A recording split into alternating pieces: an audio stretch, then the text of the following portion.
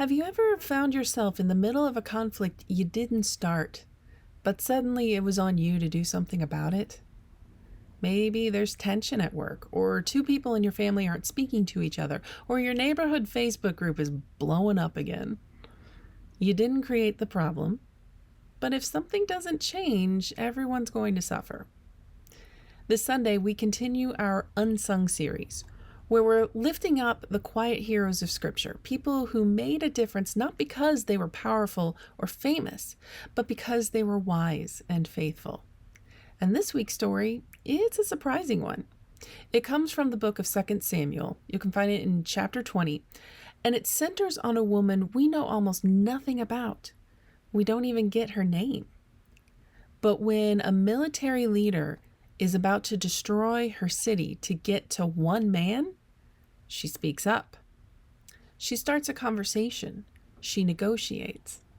And she saves an entire community, not with force, but with wisdom. She reminds us that sometimes the most powerful thing you can do in the face of conflict is to stay calm and start talking. This Sunday, we'll talk about what that kind of wisdom looks like today. We'll explore practical ways you can de-escalate conflict in your family, at work, in your neighborhood, even online.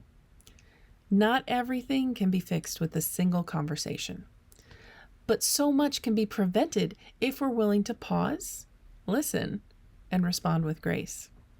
You don't have to be a hero to be a peacemaker.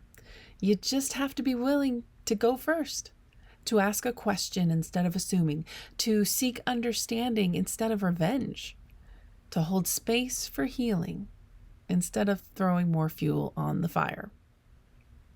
So join us this Sunday at 9:30 in person or online as we hear the story of the wise woman of Abel and think together about how we can bring more peace into the places we live, work, and worship.